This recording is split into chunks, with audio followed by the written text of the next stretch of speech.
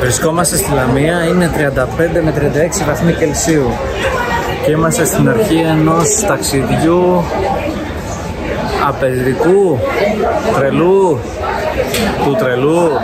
Είμαστε και 4 τρελοί. Πάμε.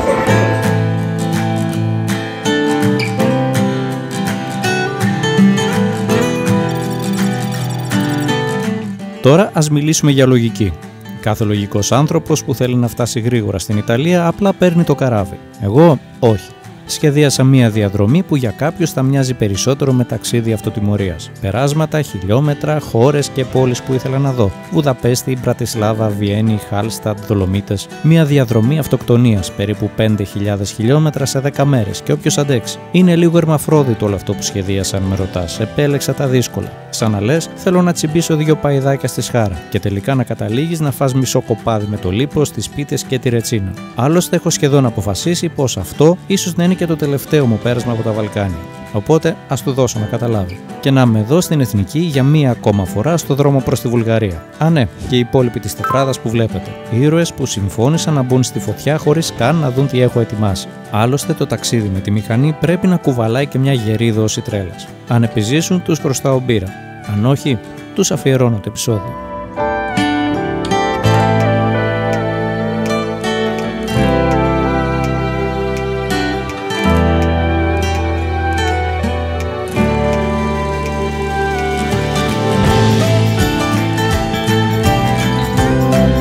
Μεταξύ εκεί υπάρχει μια καλή υποψία βροχής.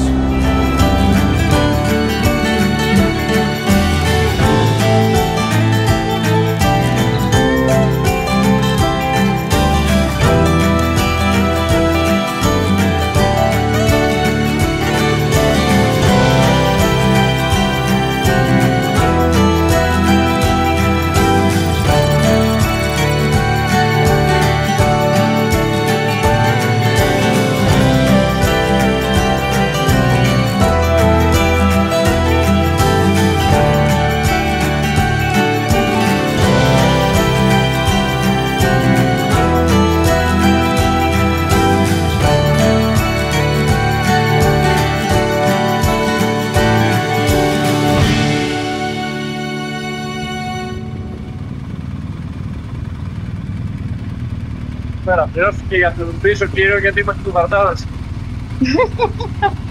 Θα σταματώσει 20 λεπτά. Πήγε ρε, κερνά σήμερα ρε. Άμα έχεις ανεκτοχέρι άντρα.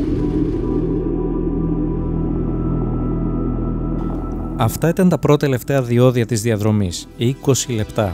Αν υπάρχει σταθμός διοδίων σε όλη την Ελλάδα που θα πρέπει να κηρυχθεί ο πιο άκυρος, μάλλον είναι αυτός. Γιατί περίπου 1 ώρα μετά φτάνει στα σύνορα.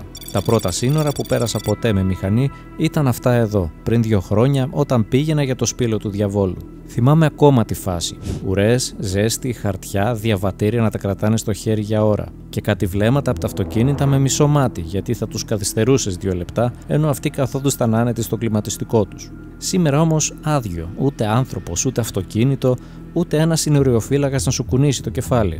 Μόνο ένα κτίριο παρατημένο, σκονισμένο, λες και κάποιος πάτησε το πόζ και το ξέχασε έτσι. Και αυτό για όσους έχουμε περάσει από εδώ σου αφήνει μια περίεργη αίσθηση. Όταν κάτι που κάποτε σου φαινόταν τεράστιο ξαφνικά δεν υπάρχει. Λες και κάποιος σου πήρε πίσω μια σκηνή από το ταξίδι σου. Ένα κομμάτι που το έχεις για δικό σου. Βέβαια πολύ πιο άνετα έτσι, πιο ήσυχα, αλλά υπάρχει και αυτή η σιωπή που σε πιάνει όταν κάτι τελειώνει χωρίς να το καταλάβεις. Μετά μπήκαμε στα γνωστά. Η πινακίδα που γράφει η Δημοκρατία της Βουλγαρίας στον τοίχο και λίγο ψέκασμα χλωρίνης για γρήγορο καθάρισμα στο κινητό της Λουκίας. καζίνο, καφετέρια, το ίδιο χαμόγελο, το ίδιο βενζινάδικο. Εδώ γεμίζεις το ρεζερβουάρ με εκατοστάρα και λες τώρα ξεκινάμε. Το πρώτο βουλγάρικο γέμισμα της χοντρής. Μέχρι και στις μανέτες θα βάλω. Για τα παιδιά ήταν η πρώτη τους φορά. Στο ίδιο μέρος που ξεκίνησα κι εγώ τα ταξίδια μου στο εξωτερικό, τώρα το ζούσα ξανά μαζί τους. Από εκεί πήραμε τα μικρά δρομάκια, εκείνα που δεν έχεις πραγματικό λόγο να ακολουθήσεις, εκτός αν έχεις χαθεί. Περιέργως για πρώτη φορά ήταν σκόπιμο όλο αυτό. Γιατί κάπου εκεί, στη μέση του πουθενά, θα αφήσουμε το κράνος κάτω για την πρώτη μας διανυκτέρευση σε ένα ξεχασμένο από το χρόνο συνοριακό χωριό της Βουλγαρίας. Καλησπέρα. Гръцки, аз сега гръцки. Γκρίτσκι, τι να κάνω, γκρίτσκι. Гръцки, чакай малко сега да терам гръцки. Обърнете моторите, вие сте в другата къща и на другия двор ще ги сложите. Από πάνω. Да. Окей. Аз ще ви чакам там. Окей, εντάξει. Κάτσα, είδα συνεννόηση. Ρε, εγώ ξέρω καλύτερα βουλγάρικα από σένα.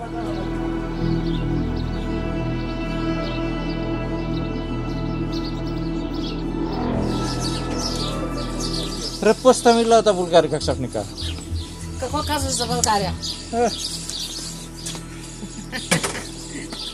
Ουσιαστικά το ταξίδι μας ξεκινάει από τώρα.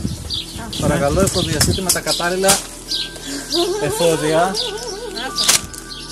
Τα εφόδια σας, αυτό είναι δικό σου. Αυτό προφανώς Αυτό είναι είναι δικό μου. δικό σου και αυτό που κρατάς άλλο είναι και λένε. Περίμενε. Όπα. Όχι μισά πράγματα. Α, ναι. Μισό λεπτό. Αυτό το ξέχασα.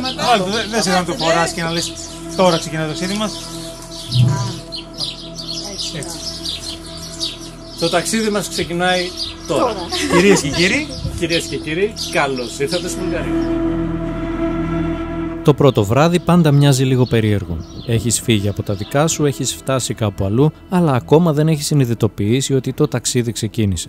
Το χωριό ήσυχο, ο ήλιος να κατεβαίνει αργά, το πράσινο γύρω σου να σε ηρεμεί και κάπου εκεί αρχίζεις να καταλαβαίνεις γιατί διάλεξες να το κάνεις όλο αυτό. Βέβαια, όλα αυτά θα ήταν ιδανικά, αν κάποιος είχε βάλει ένα παγωμένο νερό στο ψυγείο. Εξαιρετική πατέντα. έχεις μονοτική.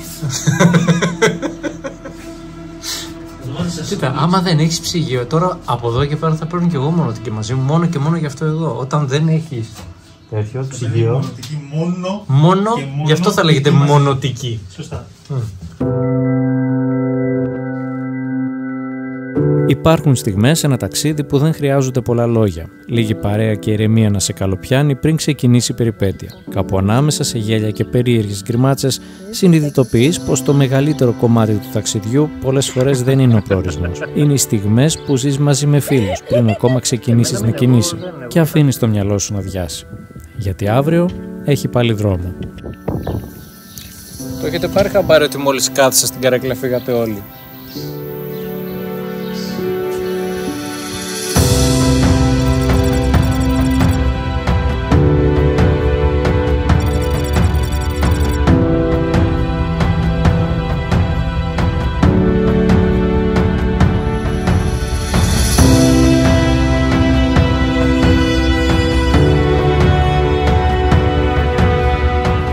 Ήταν από εκείνες τις ημέρες που ξυπνάς και ξέρεις ότι το μόνο που έχει σημασία είναι να φας τα χιλιόμετρα. Ρίχνεις μια ματιά στο GPS, βλέπεις τα νούμερα και παίρνεις μια βαθιά ανάσα. Ο στόχος ήταν να διασχίσουμε όλη τη χώρα και να φτάσουμε μετά από πολλές ώρες στο τέλος της διαδρομής μας, στην πρωτεύουσα της Σερβίας, το Βελιγράδι. Κάπου 600 χιλιόμετρα δρόμος από αυτά τα ταξίδια που μοιάζουν περισσότερο με ταινία που πατάς στο fast forward. Αλλά όσο και αν είχα στο μυαλό μου τον τερματισμό, ήξερα ότι χρειαζόμαστε και κάτι άλλο.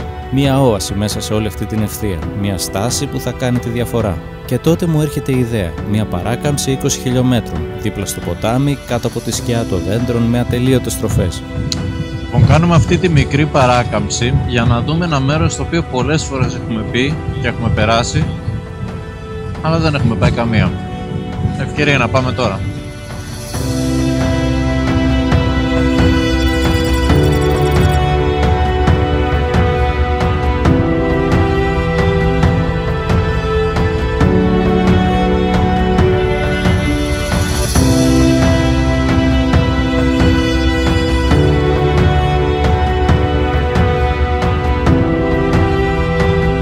Εκτός από πάρα πολύ ωραία διαδρομή, Στα δεξιά συνήθως, δίπλα στο ποτάμι ή πάνω από το ποτάμι, έχουν κατασκευάσει αρκετά ξενοδοχεία, μονάδες στις οποίες μπορείς να μείνεις το βράδυ, να διανυκτερεύσεις, τις οποίες εγώ δεν ήξερα. Οπότε αν σκέφτεστε στη γύρω περιοχή να διανυκτερεύσετε, είναι μια πάρα πολύ καλή επιλογή. Δεν ξέρω τι παίζει από τιμές, δεν το έχω ψάξει, αλλά φαντάζομαι ότι θα είναι μια χαρά.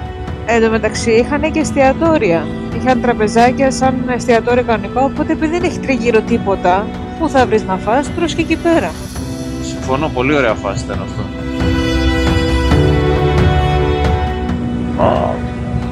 Τέλειο. Τέλειο. Και να μην κάτσεις και να μην φας και να μην πιείς και μόνο αυτό. Πραγματικά.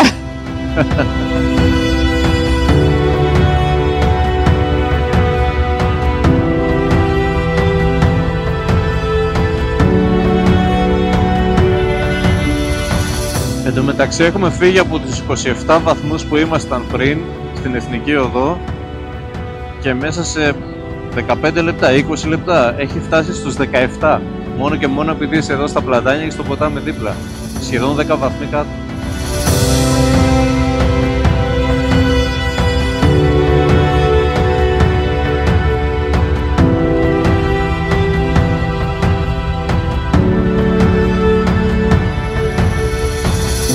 Φτάνουμε. Φτάσαμε. Φτάσαμε, όχι φτάνουμε. Φτάσαμε. Κυρίες και κύριοι, καλώς ήλθατε στο μοναστήρι της Ρίλα.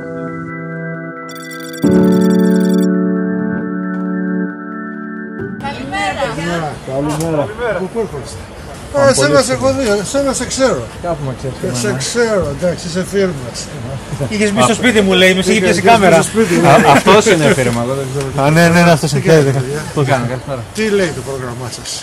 Γενικότερα μέχρι και Άλπης. Πάμε. Α, θα ανέβει το πρόγραμμα. Δεν με πάμε. Καλή αγορά Ιταλία. Στρία, Είναι ωραίο. Πάτε Ελλάδα τώρα, γυρνάτε, γυρνάτε. Ανεβαίνουμε, εμείς πάμε εκεί που βάλεις τα κλάματα. Τρασφαγκαρασάνε. Σε φύλλα έχω γίνει. Όχι. Είναι από τα πιο ωραία και τα πιο, πώς θα το πω, που το νιώθεις, παιδί μου, τον άλλο, νιώθεις συναίσθημα του άλλου. Και της λέω της γυναίκας, κανόνισε, δεν θα πάμε Σαββατοκύριακο, κάποιος έβαλε τα κλάματα. Έτσι. Δεν λέβα το πάλι. Μόνο λεβά. Όλοι λέβαρα. 6 euro. Εμείς ανεβαίνουμε από Ελλάδα και θέλουμε να πάμε Τρασφαγκαρασάν, Τρασαλπίνα. Και θα γίνει μια εβδομάδα. Θα πάτε ή 3 μέρες εγώ πόσο εκεί δεν είναι.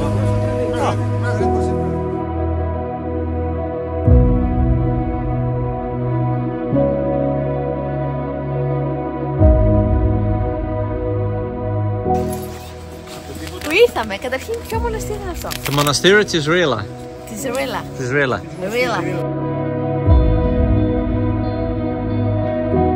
Ειδικά το μοναστήρι αυτό έχει χαρακτηριστεί μνημείο του UNESCO και πήρε το όνομά του από έναν, νομίζω, μοναχό της περιοχής, τον Ιβάν. Δρομερό. Όχι, της Ρίλα.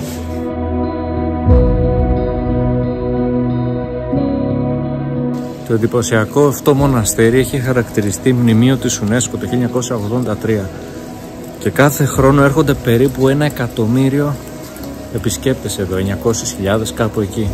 Και αν έχετε πιάσει και λέβει στα χέρια σας, θα δείτε ότι βρίσκεται και στην πίσω όψη ενός νομίσματος.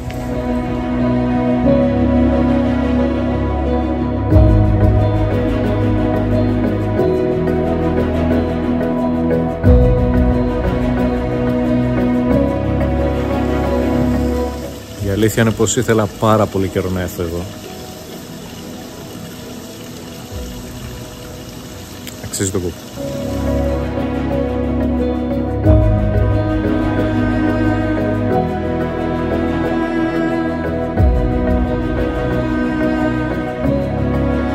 Δείξε μας πως πίνει να κάνουμε. Παίρνεις το κουτάλι, Ναι.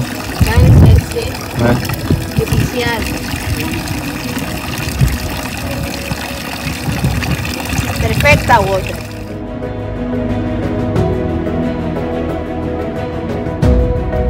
Ακόμα μια πινέζα λοιπόν βγήκε από το χάρτη. Το μοναστήρι της Ρίλα. Ένα μέρος που ήθελα καιρό να δω και τώρα μπήκε και αυτό στη συλλογή μου. Μόνο που η αλήθεια είναι μου άφησε μια γεύση διαφορετική από αυτή που περίμενα. Γιατί όταν κάτι έχει γίνει τόσο γνωστό, χάνει και ένα κομμάτι από τη μαγεία του. Όλα είναι στην εντέλεια. Καθαρά, τακτοποιημένα, προσεγμένα, σχεδόν υπερβολικά.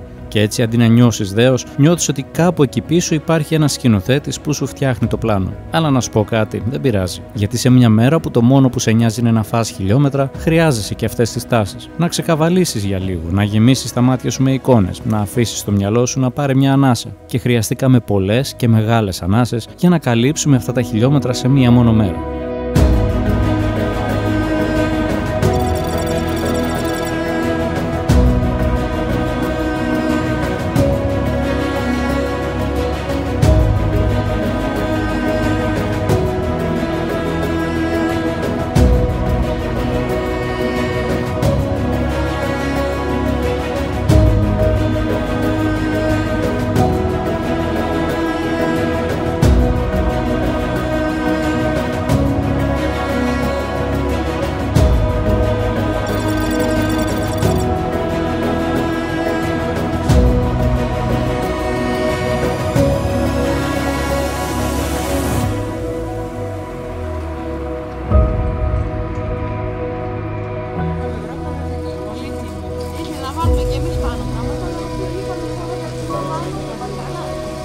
Αυτό είναι εργαλείο, ρε.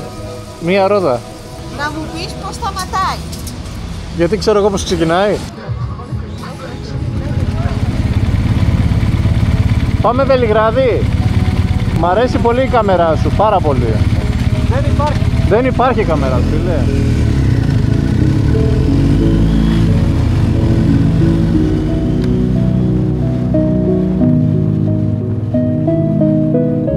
Υπάρχουν ταξιδιωτικά κομμάτια που θα τα θυμάσαι όχι γιατί ήταν συγκλονιστικά, αλλά γιατί απλά κράτησαν πολύ. Και η εθνική για μένα είναι ακριβώς αυτό, ατελείωτη. Ίσως το πιο ανιαρό πράγμα μετά από το να βλέπεις μπογιά να στεγνώνει στον τοίχο. Σαν να κάνεις scroll στο Instagram στις 3 η ώρα το πρωί που βλέπεις διάφορα, αλλά τελικά τίποτα δεν σου μένει. Οπότε αναγκαστικά θα καταφύγεις στην κουβέντα. Για οτιδήποτε. Γιατί αν δεν πεις κάτι, το πιθανότερο είναι πως θα αρχίσεις να μετράς ένα-ένα τα μυγάκια στο κράνος μέχρι να φτάσεις. Αλλά πες μου με ποια λογική.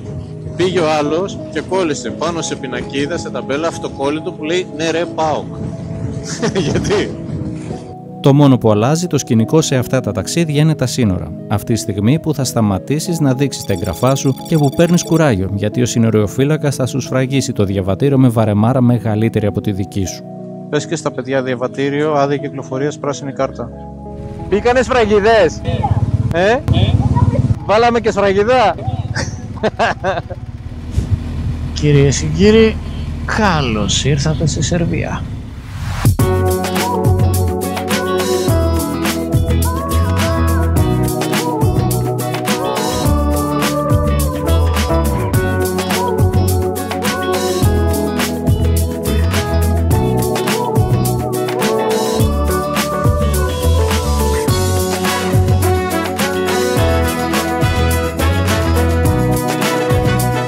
Περνώντας σχεδόν όλη τη Σερβία, φτάσαμε στο Βελιγράδι. Ώρα να πληρώσουμε τα διόδια μας.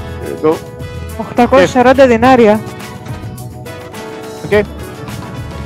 Thank you.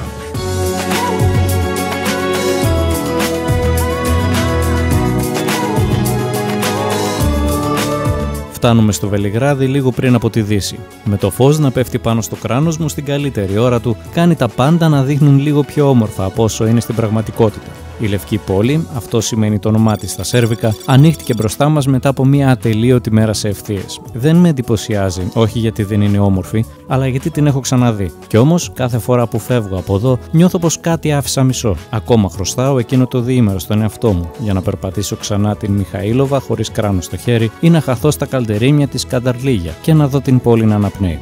Αλλά όχι σήμερα. Σήμερα το μόνο που θέλαμε ήταν να παρκάρουμε. Και το κάναμε λίγα λεπτά αργότερα στο Belgrade Waterfront, ένα μέρος που μοιάζει να έχει ξεπηδήσει από μια άλλη χώρα. Ουρανοξύστες, γυάλινα μόλς, καλοντημένος κόσμος, πανάκριβα αυτοκίνητα και πολυτελή διαμερίσματα με θέα. Σαν μια απομίμηση του Ντουμπάι σε βαλκανικό ρυθμό.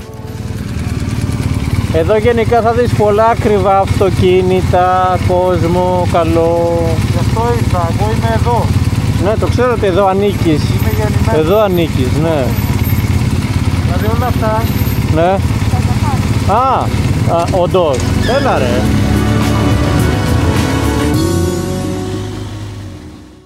Χώνα σου. Πάμε. Είναι, λέει. Έλα πάμε. 37 είπαμε. Ναι. Δίπλα στο μαύρο εδώ είμαστε.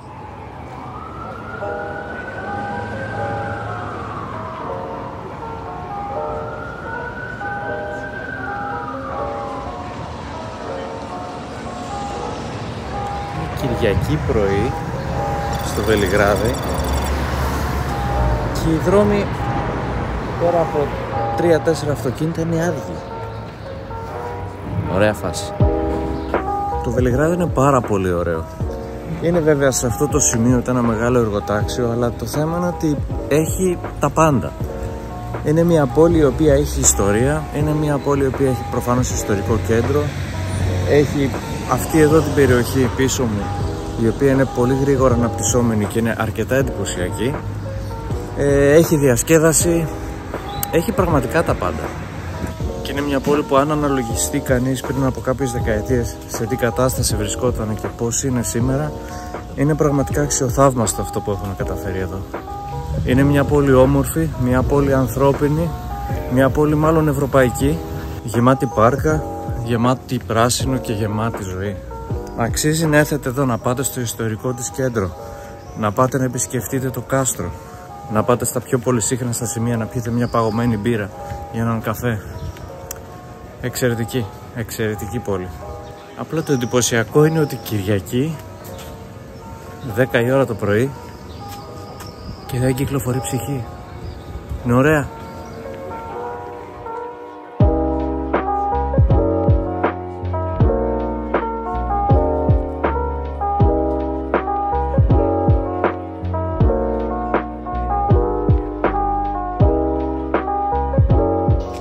Πήρα και ένα καφέ με μία που κρέμεται ανάποδα εδώ.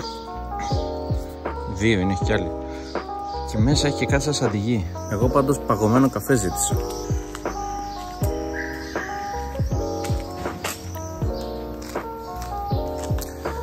Μπορείτε να μου εξηγήσετε γιατί σε κάθε βίντεο πρέπει να ιδιάζω.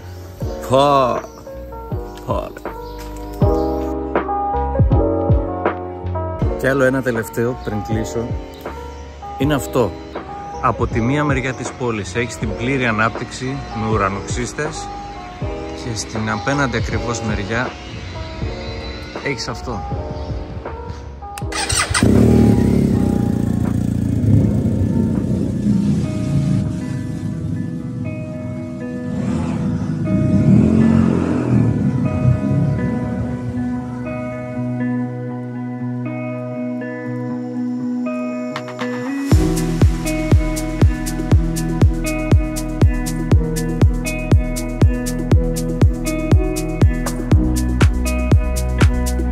Καλημέρα.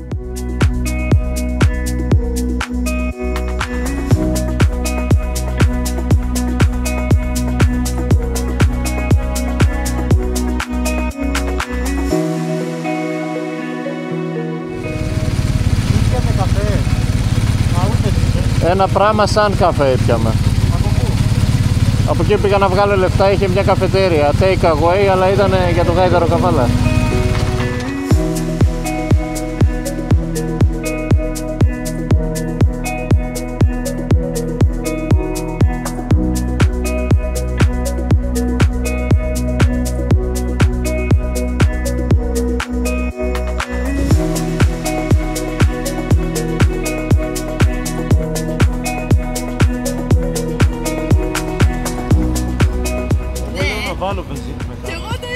Να βάλεις. Και εσύ λες να βάλεις.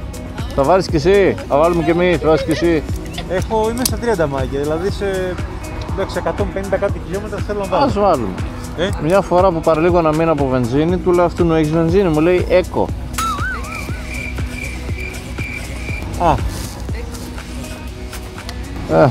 Δεν είναι. Με τα κρύα ανέκδοτα να μην βοηθούν στην αντιμετώπιση της ζέστης, ο καφές αποδείχτηκε σωτήριος, με γεύση που, εντάξει, δεν έχει και σημασία. Ο δρόμος προς την Ουγγαρία συνέχιζε να απλώνεται μπροστά μας ευθύς και ήσυχος, σαν τον ανούρισμα που κάνεις όταν θες να κοιμήσεις το μωρό, αλλά τελικά σε παίρνει σε ένα ο ύπνος.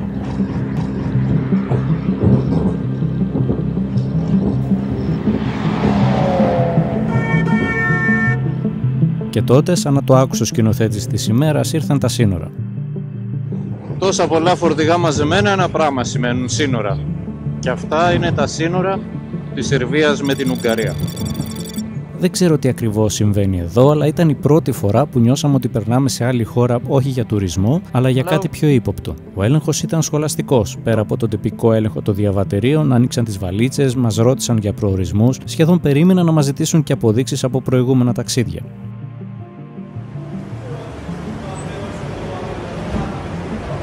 Ότι θα έμπαινα περπατητό στην Ουγγαρία. Πού το δες γραμμένο? Τα ποδαράκια σου, όπα. Πάντως από όλα τα ταξίδια που έχουμε κάνει, σε όσες μέχρι τώρα χώρες έχουμε μπει, νομίζω ότι αυτά τα σύνορα ήταν τα πιο δύσκολα από άποψη ελέγχου και ώρας. Τα πιο αυστηρά μάλλον. Τα πιο αυστηρά. Ευτυχώς δεν βρήκαν το πτώμα. Σταμάτα, δεν έχουμε φύγει κόσμο τριγύρω. Α. Πραγματικά είναι πολύ αυστηρά, μιλάμε τους ανοίγουν τα πάντα όλα, εδώ κοίτα. Μόνο δάχτυλο δεν βάζει.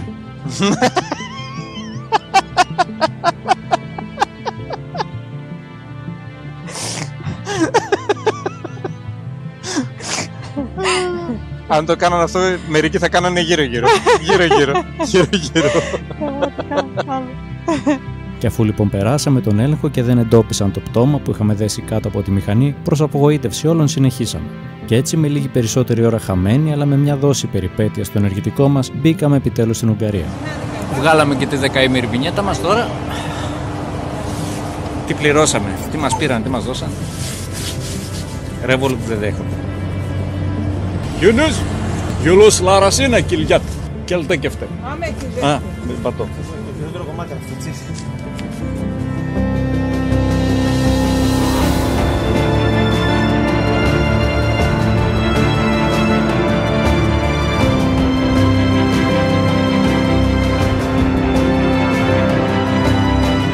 Ο δρόμος δεν άλλαξε καθόλου. Το ίδιο βασανιστικό σκηνικό και εμείς αρχίσαμε πάλι να μετράμε χιλιόμετρα. Αυτή τη φορά όμως με στόχο τη Βουδαπέστη.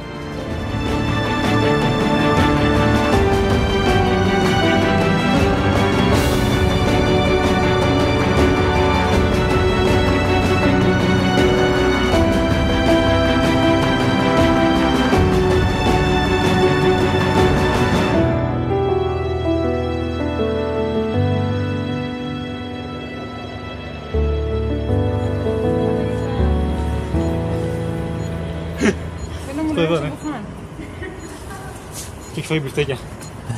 Μπορεί να δεις αυτό που έχω φάει εγώ στο κράνος. Κάτι είχε φάει γκούντις πρέπει να ήταν. Εγώ είχα ανοιχτό τον ήλιο με το ηλιοπροστασία. Αυτό πρέπει να είναι τσίκις με double whooper. Κάτι είναι. Καλά ότι McDonald's έχω δει τα κοπή. Παιδιά θέλω να φάμε Βιέννη, θα φάμε McDonald's. Νομίζεις. Πήγαινε φάει. Καλά, ας πάμε περάσουμε από ένα τσίζ. Ρε πήγαινε φάει, σου είπα εγώ να πάμε παρέα. Πήγαινε φάει, να το ευχαριστηθείς. Θα πάω μόνος σου μαζί μου. Μόνος σου μαζί μου. Μόνος σου μαζί μου. Κοίτα ένα ωραίο μπαλκονάκι. Θα κάνουμε check-in. Ναι, θα κάνουμε. Check-in. Αλέ. Έλα. Λοιπόν, θέλετε να περιμένετε εδώ να κάνουμε εμείς check-in? Ναι. Ξέρω, τσεκάμε σε αύριο, δούμε πίσω.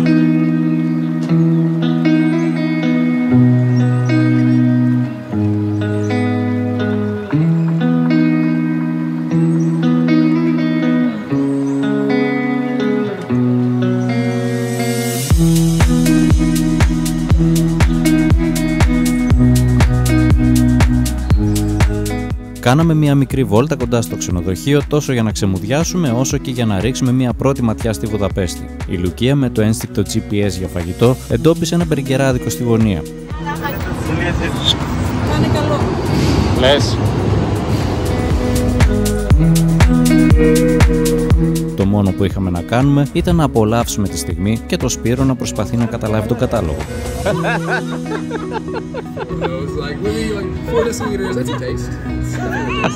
Να σε δω τι θα πιείς. Να σε δω τι θα πιείς.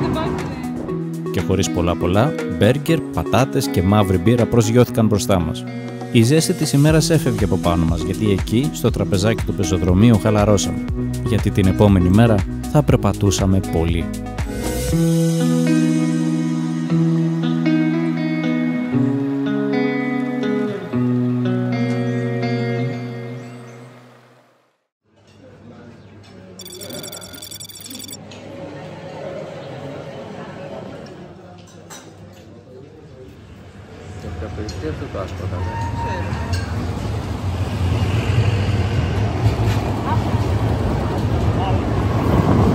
κάτι έχει πολύ ενδιαφέρον σε αυτή την πόλη είναι η αρχιτεκτονική σίγουρα.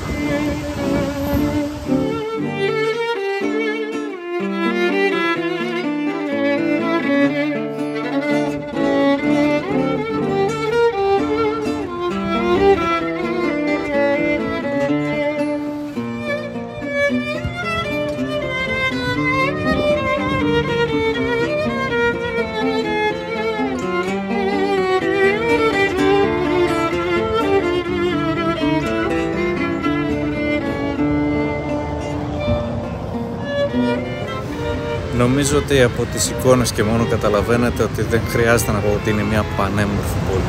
Αυτή τη φορά ομολογώ πως ήρθα εντελώς αδιάβαστος. Δεν έμαθα τίποτα για την πόλη, δεν διάβασα, απλά ήθελα να την απολαύσω έτσι ακριβώς όπως είναι. Και αν το βιωτικό επίπεδο εδώ των ανθρώπων συνάδει με την ομορφιά αυτής της πόλης, τότε τι να πω. Εμείς έχουμε θάλασσα και ήλιο.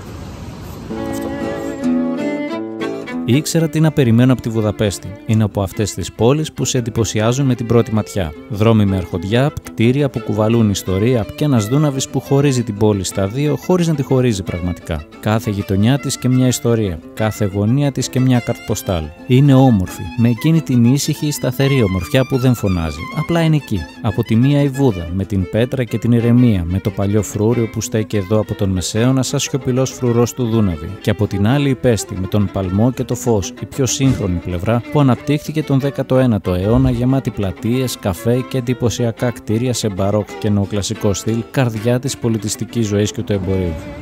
Άμα του πω ανταλλαγή την BMW με το Μαζεράτι, θα δεχτεί πόσα λεφτά παραπάνω του ζητήσω? Και εκεί που χαζεύεις την πόλη, βλέπεις και τα αμάξια τους. Και θυμάσαι πόσο ταπεινά φαίνεται και το δικό σου αμαξάκι μπροστά τους, σαν delivery στα Εξάρχεια. Περπατάς και νιώθεις ότι βρίσκεσαι σε μια πόλη που δεν έχει τίποτα να αποδείξει, γιατί ξέρει ακριβώς ποια είναι. Η Βουδαπέστη είναι σαν καλοκουρδισμένο ρολόι. Τίποτα δεν είναι τυχαίο, τίποτα δεν είναι επιφανειακό. Από τα αυτοκρατορικά της παλάτια μέχρι τις γεμάτες ζωή πλατείες, κουβαλά ιστορία αιώνων, κατακτήσεις, επαναστάσεις και μια απίστευτη αντοχή. Είναι Ευρώπη, αλλά με ταυτότητα. Είναι όμως και Ανατολή που θέλει να κοιτάει τη Δύση, αλλά χωρίς να ξεχνάει ποια είναι. Μια πόλη με πολιτισμό που δεν προσπαθεί να σου τον δείξει, απλά υπάρχει. Και αυτή η αντίθεση ανάμεσα στα παλιά τραμ και τα μοντέρνα μαγαζιά, στα νεοκλασικά κτίρια και τους τουρίστες με τα selfie sticks, είναι αυτό που κάνει τη Βουδαπέστη τόσο μοναδική.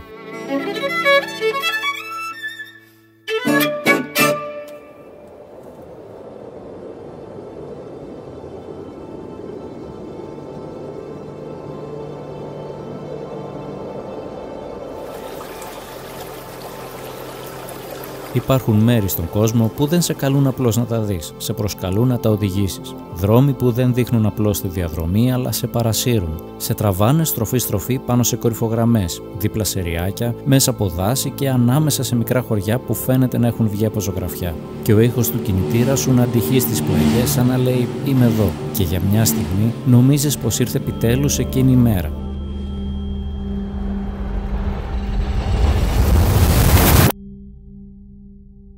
Αλλά όχι ακόμα.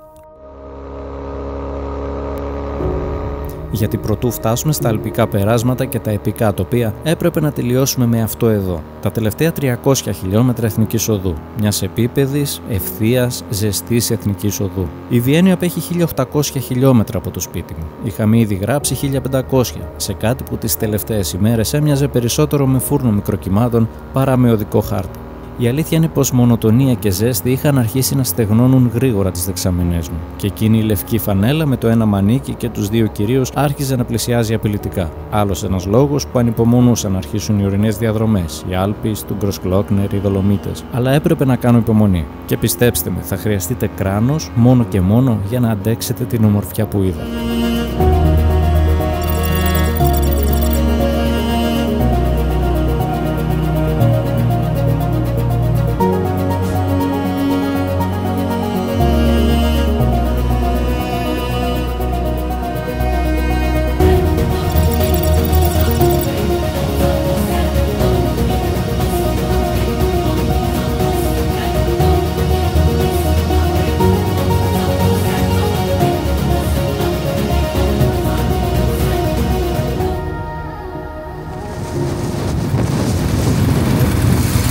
Πού πάμε?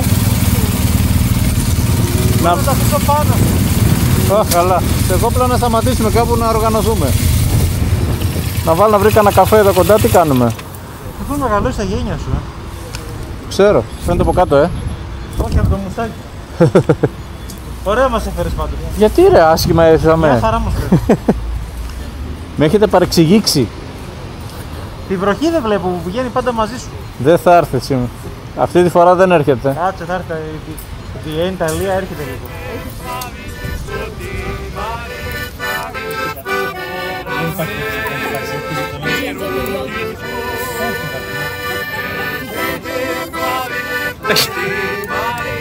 Μήπως έχεις βάλει κάποιος? Είναι λες και έχεις φάει τα αγκούρια. Κοίτα, έτσι όπως βλέπεις είναι λες και έφαγες αγκούρια με γιος μου και απλά το ξαναξέρασες μέσα.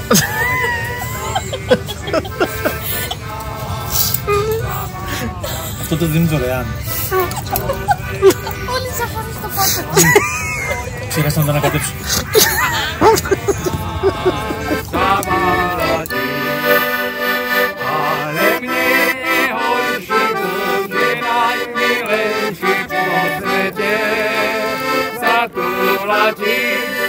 Κάπου ανάμεσα στα σλοβάκικα αγκουρόνερα και κάτι περίεργες γλυκόξινες εκρήξεις από τζίντζερα, μοχάλικο και ζάχαρη, γεμίσαμε τις μπαταρίες για το τελευταίο κομμάτι που μας έμενε μέχρι τη Βιέννη. Και πίσω από αυτή τα βουνά. Τα νοητά σύνορα με την Αυστρία ήταν μόλις 8 χιλιόμετρα μακριά. Λέω νοητά γιατί αν δεν προσέξεις μια μικρή ταμπέλα και 2 γραμμές στο GPS δεν θα καταλάβεις ποτέ πως άλλαξες χώρα.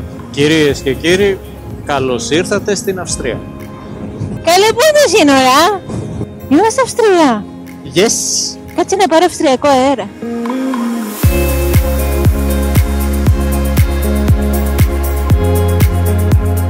Από εδώ και μετά είσαι στην Ευρώπη. Δεν υπάρχουν υπόστεγα, δεν υπάρχουν συνοριοφύλακες ή αναμονές. Αυτό που άλλαξε όμως αμέσως είναι το συναίσθημα. Ξαφνικά ο δρόμος σταμάτησε να είναι αγκαρία. Άρχισε να παίρνει χρώμα και ενδιαφέρον, να περνάει ανάμεσα από το πρώτο μικρό της Αυστρίας που συναντήσαμε. Και εκεί κατάλαβα πως από εδώ και πέρα αρχίζει το καλό κομμάτι της εκδρομής μας. Και το πρώτο πράγμα που σκέφτηκα ήταν ναι ρε φίλε, επιτέλους, ξεκινάμε.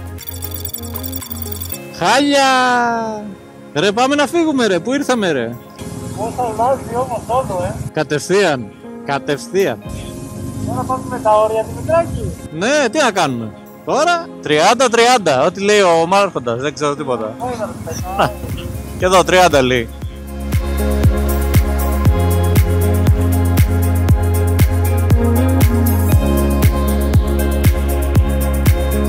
Και ακόμα δεν έχουμε δει απολύτως τίποτα.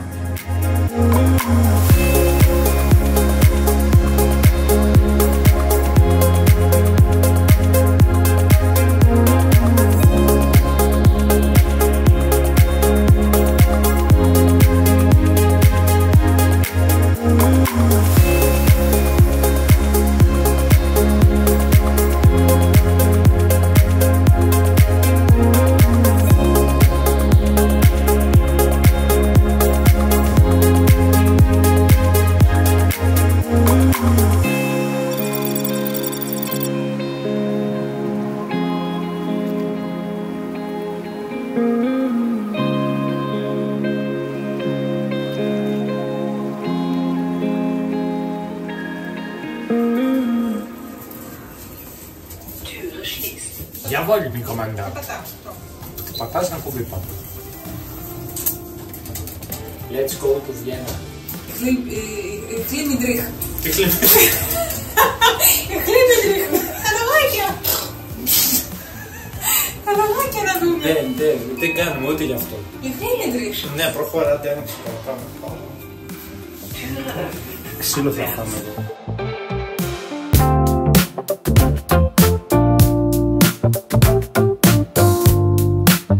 Ψάχνουμε να βρούμε σε ποια πλάτς θα κατέβουμε.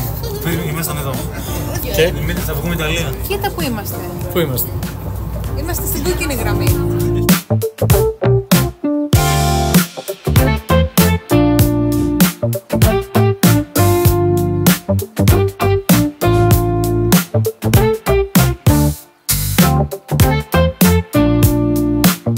Βίντεο παίρνω, δεν ξέρω. Εμείς κάνουμε τον κόσμο φωτογραφία. Ναι. Πάμε στο Μητρό. Κάτσε δεν κουνιέσαι.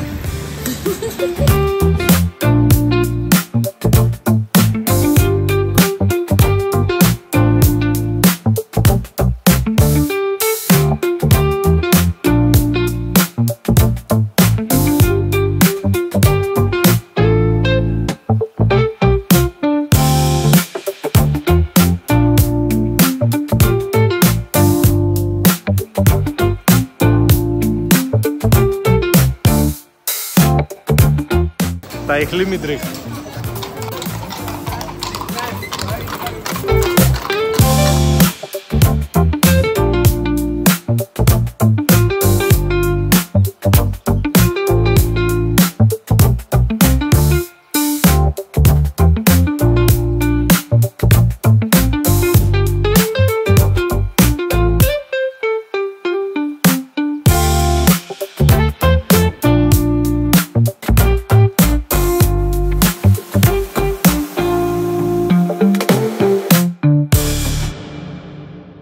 Τι είναι αυτό ρε, τι λες τώρα.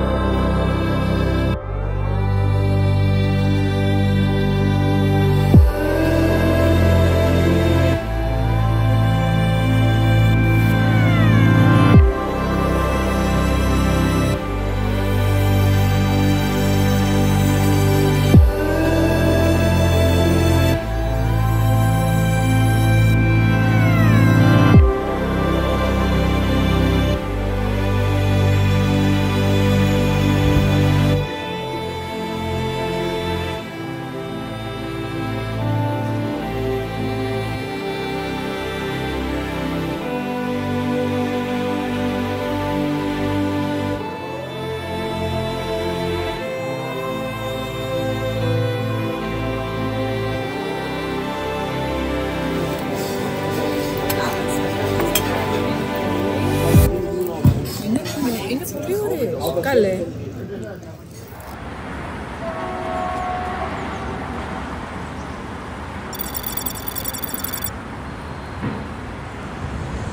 Για μένα, από αυτό που είδα, η Βιέννη είναι μια, εντάξει, καταρχάς όμορφη πόλη, μια πολυπολιτισμική πόλη, γιατί είδες πολλά και διάφορα, πολλούς ανθρώπους, μια πόλη οργανωμένη, μια πόλη που δείχνει την ιστορία της, αλλά δείχνει και το μέλλον της ταυτόχρονα. Είναι αυτό που περιμένεις από μια προηγμένη ευρωπαϊκή πρωτεύουσα.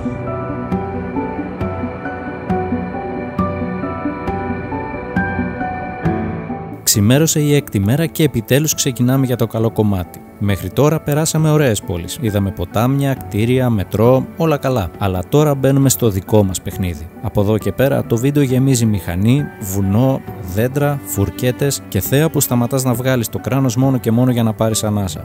Πρώτη μας διαδρομή, Βιέννη Γκροσκλόκνερ. Αλλά όχι αμέσως. Πρώτα θα περάσουμε από ένα χωριό που το λένε μαγευτικό σε κάθε τουριστικό οδηγό, το Χάλσταντ, και θα δούμε αν όντως είναι. Τα βουνά μπροστά λοιπόν να περιμένουν. Θα βάλουμε βενζίνη στη μηχανή και το σημαντικότερο, θα φορέσουμε το γνωστό χαμόγελο πίσω από το κράνος. Αυτό είναι Fiat. Ό,τι πρέπει για αυτούς τους δρόμους.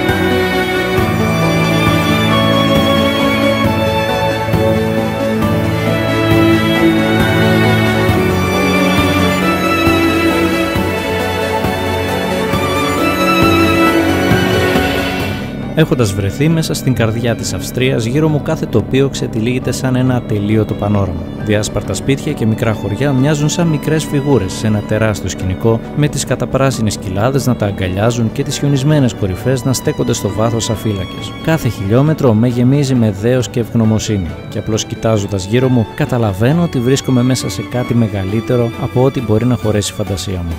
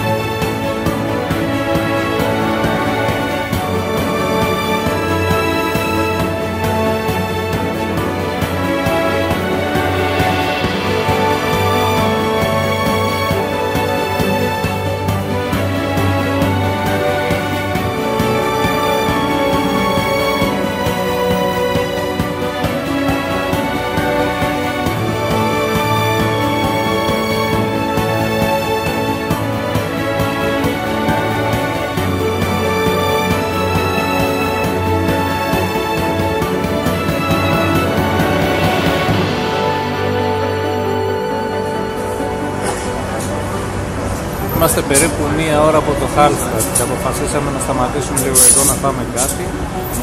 Μέχρι τώρα η διαδρομή είναι απίστευτη. Είναι από τους πιο ωραίους δρόμους που έχω οδηγήσει. Έχουμε ανέβει ένα πολύ μικρό υψόμετρο και όταν θα αρχίσουμε να ανεβαίνουμε ακόμα πιο ψηλά, εκεί πιστεύω θα είναι η αποθέωση. Πήρες κάτι να τσιμπήσεις, Ναι, αλλά δεν μπορώ να βρίσω τώρα. Γιατί? Γιατί γράφεις. Δεν πειράζει, βρίσκω. Θα το βάλω μπιπ. Γιατί ρε? Δεν πήγαινε μέσα να ψωνίσεις. Ψώνισα πριν. Ξαναπήγαινε. Γιατί? Κάνεις όλη την προσφορά. Να μιλάμε αγγλικά και να μιλάει γερμανικά. Μίλα της ελληνικά, εγώ στο έχω πει. Καραβλαχάρα. Μία δεν της άρεσε η Coca-Cola. Μετά δεν της άρεσε το σάντουιτς. Γιατί αυτή θα την έπινε? Γιατί έχουν προσφορά 4,49 και λέει μα πάρεις το κουτάκι και μακρόν παραπάνω. Και λέει μα πεις γρήγορα πολύ την Coca-Cola και αφήσεις στο κουτάκι να σου δώσω τη διαφορά. Πας από έκρηξε, να τα αρχηγό δηλαδή.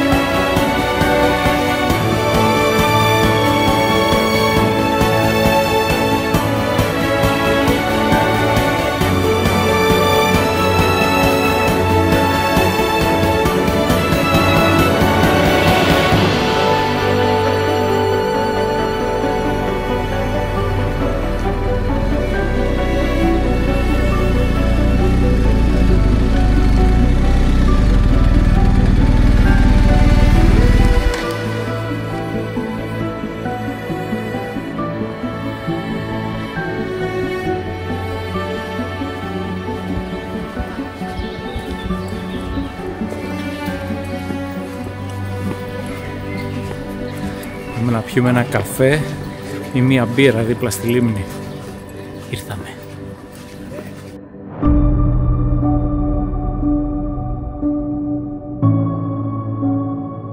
Αν βρεθείς να κοιτάς το Hallstatt από τη μέση της λίμνης, μοιάζει σαν πίνακας. Τα σπίτια σκαρφαλωμένα στην πλαγιά, οι στέγες να καθρεφτίζονται στο νερό, ένα σκηνικό που θα έλεγες ότι κάποιος το ζωγράφιζε επίτηδες για τα τουριστικά φυλάδια. Αλλά η αλήθεια είναι πως αυτή η μικρή κομμόπολη, πίσω από την ομορφιά της, έχει χτίσει τη φήμη της πάνω σε κάτι πολύ πιο αλμυρό. Εδώ πριν από 3.500 χρόνια, οι άνθρωποι ξεκίνησαν να σκάβουν στο βουνό για να βρουν το πιο πολύτιμο αγαθό της εποχής, το αλάτι. Όχι για να ρίξουν φυσικά λίγο στο αυγό τους, αλλά γιατί τότε το αλάτι ήταν σαν χρυσός. Διατηρούσε τρόφιμα, ήταν νόμισμα, εξασφάλιζε εμπόριο.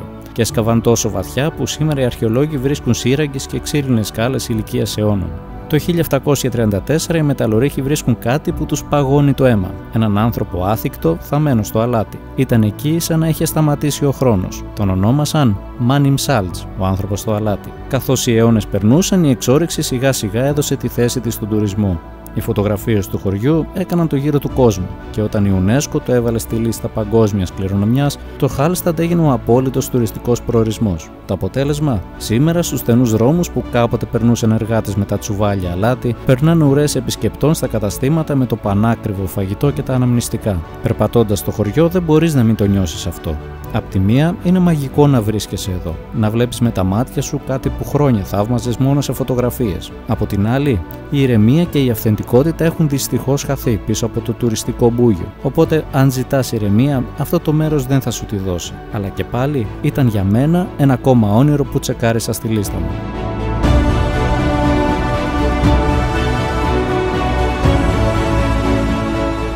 Λοιπόν, από εδώ και πέρα έχουμε μία διαδρομή πλέον στις Αυστριακές Άλπεις προς τον Großglockner. Μια διαδρομή περίπου 3 ώρων.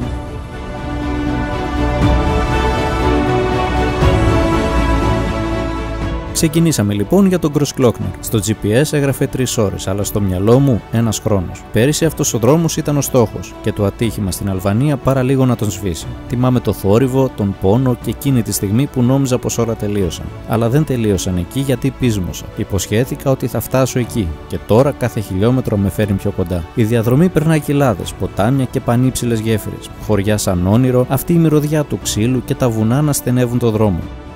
Η Αυστρία είναι πραγματικά υπέροχη.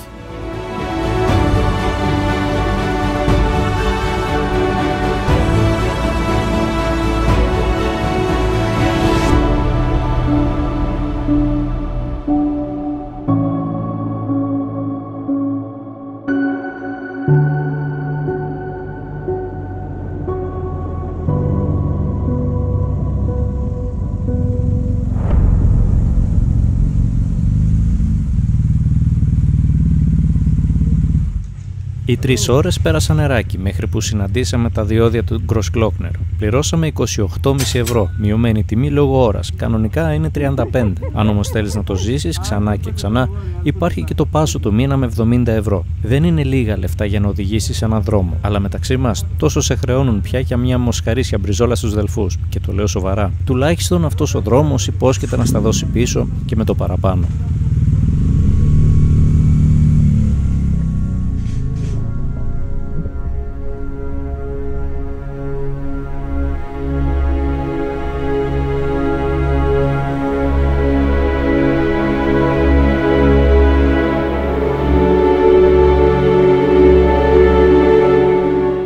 Μετά από μέρες οδήγησης και ατελείωτης εθνικής μέσα στη ζέστη, φτάσαμε εδώ και δεν είναι απλώς ένας δρόμος, είναι η αρχή του μεγάλου φινάλε. Είμαστε τόσο ενθουσιασμένοι όσο 2 μικρά παιδιά στον καλύτερο παιδότοπο του κόσμου. Μόνο που ο δικός μας παιδότοπος έχει βουνά, στροφές και έναν δρόμο που ανεβαίνει κατευθείαν στα σύννεφα. Περάσαμε τα διόδια του Großglockner και μπροστά μας η άσφαλτος απλώνεται σαν πρόσκληση για περιπέτεια. Ο αέρας εδώ είναι διαφορετικός, πιο κρύος, πιο καθαρός και στο βάθος οι χιονισμένες κορφές μοιάζουν να μας προκαλούν. Κάθε μέτρο ανεβάζει τον παλμό μας. Ο δρόμος στενεύει, το τοπίο θεριεύει και η ανυπομονησία φτάνει στο κόκκινο. Από εδώ και πάνω όλα θα γραφτούν στην ιστορία του ταξιδιού μας.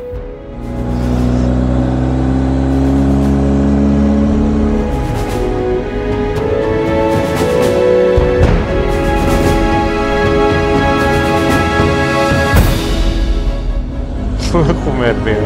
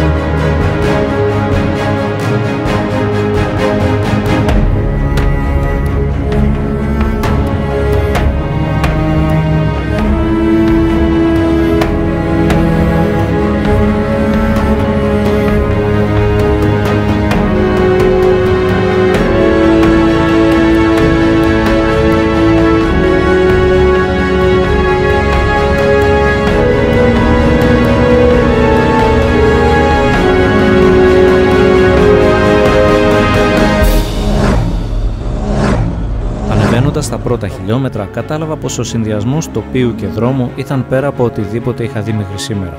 Εικόνες τεράστιες, σχεδόν αδύνατο να τις χωρέσει το μυαλό την ίδια στιγμή που τις αντίκριζαν τα μάτια. Τι λες ρε φίλε, τι έχει γίνει εδώ πέρα?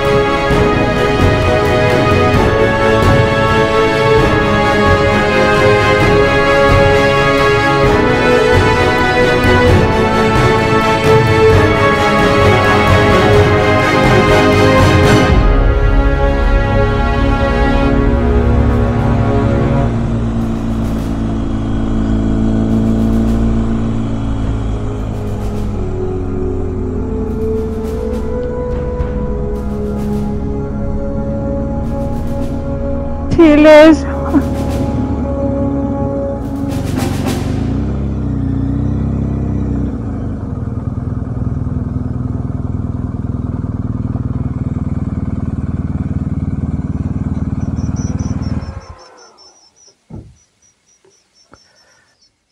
Μπορείς να κατέβεις άμα θες.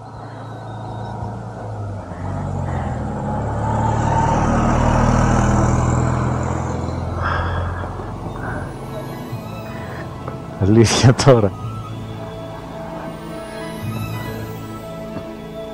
Αλήθεια τώρα.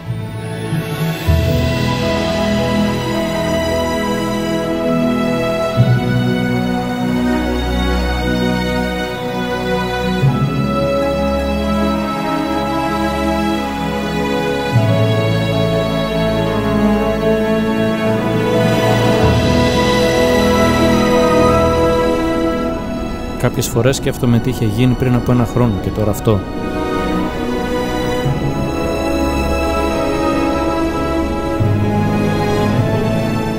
Δεν πρέπει να σταματάμε.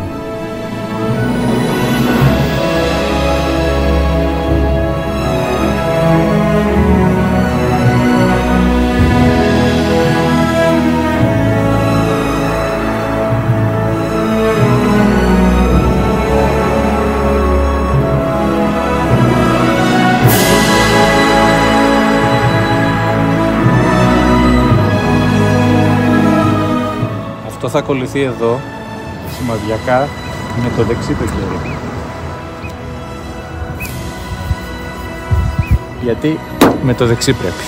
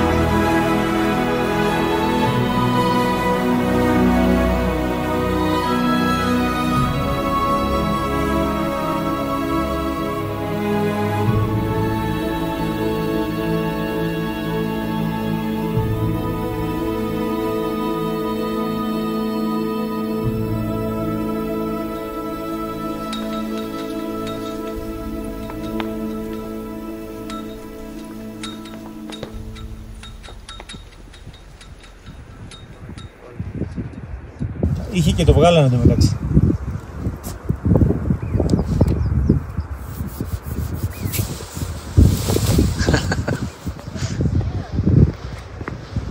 Όλοι μαζί. Έλα κούκε. Έλα κούκε.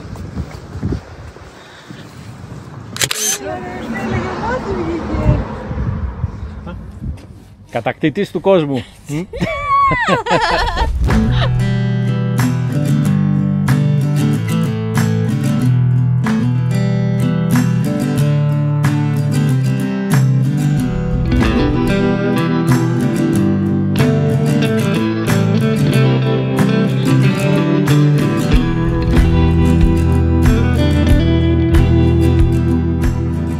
Και τότε, εκεί ψηλά, όλα τα δευτερόλεπτα των προηγούμενων ημερών συμπυκνώθηκαν μέσα μου. Οι πόλεις, οι ευθείες, η ζέστη, ο πόνος, όλα εξαφανίστηκαν. Στον Κροσκλόκνερ έσβησα από τη λίστα μου ένα ακόμα μέρος που κάποτε πίστευα ότι δεν θα γίνει ποτέ.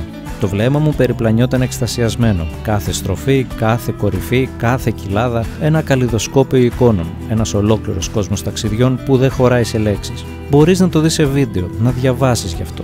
Αλλά να βρίσκεσαι εδώ, στις Άλπεις, στο ψηλότερο πέρασμα της Αυστρίας, είναι κάτι που η ψυχή σου μόνο καταλαβαίνει. Πλημμυρισμένος από συναισθήματα και ευγνωμοσύνη που κάνω αυτό που αγαπάω, ένιωθα κάθε αχτίδα ηλίου να αγκαλιάζει τα πάντα. Και πριν το καταλάβω, το μυαλό μου είχε ήδη ταξιδέψει στους Δολομίτες.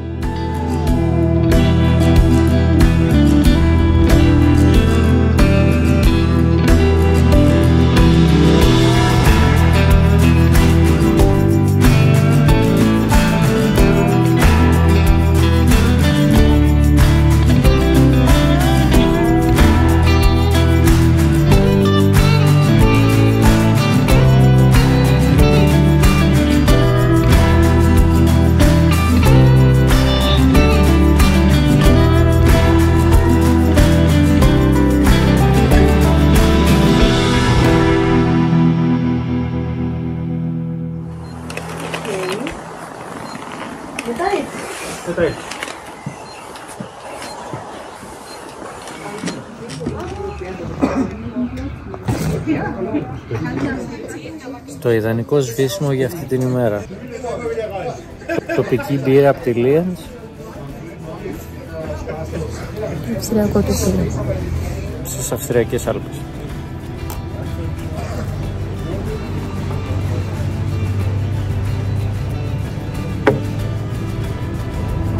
Υπέροχη. Για άλλες τρεις.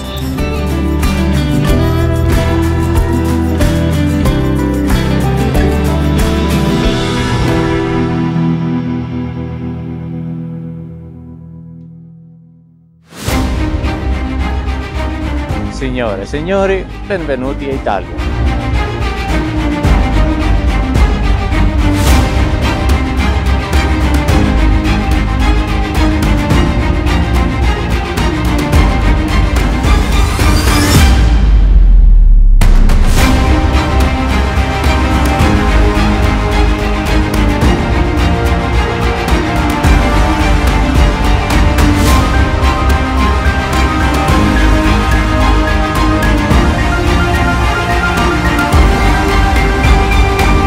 Δυστυχώς τα πράγματα δεν είναι καλά.